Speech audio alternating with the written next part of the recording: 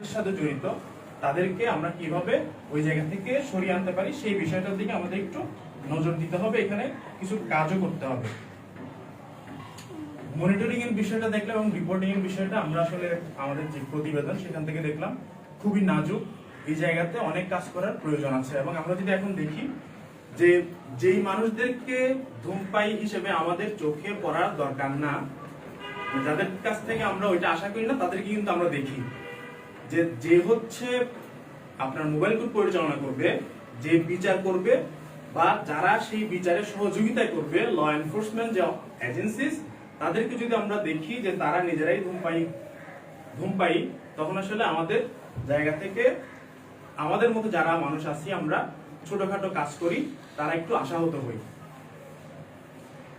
পরবর্তী বিষয়টা যদি বলি যে আইনের যে ফাঁকফোকর বলি, যেহেতু 3টা আইন বা এর সাথে আরো কয়েকটা ডিপার্টমেন্টের রিলেভেন্স আছে, তো এই ডিপার্টমেন্টগুলির মধ্যে যখন আমি এক ডিপার্টমেন্ট আমাকে কি করলো, একটা শোকজ দিল, নোটিস করলো, আর এক ডিপার্টমেন্টের একটা লয়ের ফাঁকফোকরে আমি এখান থেকে বের হয়ে যাচ্ছি, তো এইটা একটা বিষয়। আর তার চেয়ে এখন এই আইনগুলি নিয়ে আসলে তেমন কোনো সারা শব্দ নাই। এখন আমরা যদি বলি, আমি বিগত 1 বছরে দেখি নাই যে কোথাও ধূমপানের জন্য বা তামাকের জন্য জরিমানা করা হয়েছে। আমার চোখে ওই ধরনের ফলো আপ হয়ে কোনো নিউজ আসলে আপনারা দেখছেন কিনা আমি জানি না, বাট আমি দেখি নাই।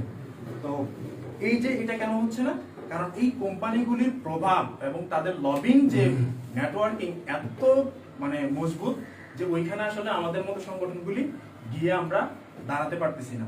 কারণটা কি? কারণটা হচ্ছে আমাদের যে আইনগুলি আছে সেই আইনগুলি ওইভাবে ক্যাপাবল না যে তাদেরকে আমরা কি করবো, হস্তক্ষেপ করব। তো এটা হচ্ছে কক্সবাজারের সিনারিও। এখন আমি যদি এই জায়গা থেকে আসতে চাই, তাহলে আমার প্রথম কি করতে হবে? প্রথম যে বিষয়টা, আমার কোঅর্ডিনেশনটা রাখতে হবে। যে টাস্ক ফোর্স আছে কিন্তু কার্যক্রমে নাই, এটাকে আমার সচল করতে হবে যদি আমি কাজ করতে চাই।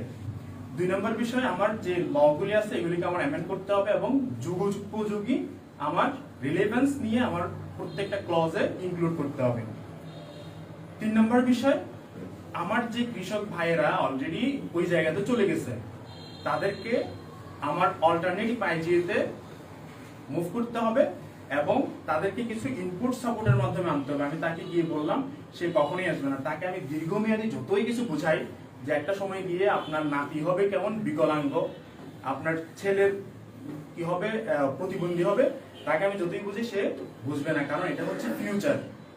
সে বলবে যা হওয়া সেটা আল্লাহ যেটা করবেন সেটাই, কিন্তু তাকে আমি এটা বুঝাইতে পারবো না। কারণ তার ইমিডিয়েট যে ডিমান্ড, সেই ডিমান্ডটা ফুলফিল যদি আমি করতে না পারি, তাহলে তাকে আসলে ওইভাবেই আইজিএটা মানে প্রোভাইড করতে হবে। আর সবচেয়ে গুরুত্বপূর্ণ যে বিষয়, আমাদের অ্যাওয়ারনেস রেজ করতে হবে। এখন কিভাবে করব?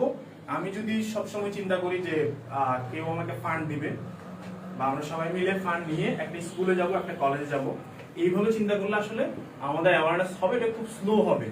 আমাদেরকে অ্যাওয়ারনেসের ক্ষেত্রে যে বিষয়টি করতে হবে, আমি আমার জায়গা থেকে আমি চিন্তা করলাম যে আমরা এখানে আছি 17 জন আছি, 17 জন 17টা ইনিশিয়েটিভ যদি নেই, ছোট হোক সমস্যা কি, 17টা ইনিশিয়েটিভ নেই, আর যাদেরকে বলছি তারা যদি আরেকটা করে ইনিশিয়েটিভ নেয়, তাহলে এই জিনিসটা আস্তে আস্তে ফ্লো পাবে এবং এটা চলমান থাকবে। আজকে আমরা আলোচনা করলাম, কালকে 10-15টা নিউজে আমরা ফলো আপ করে খুব ভালো করে দিলাম।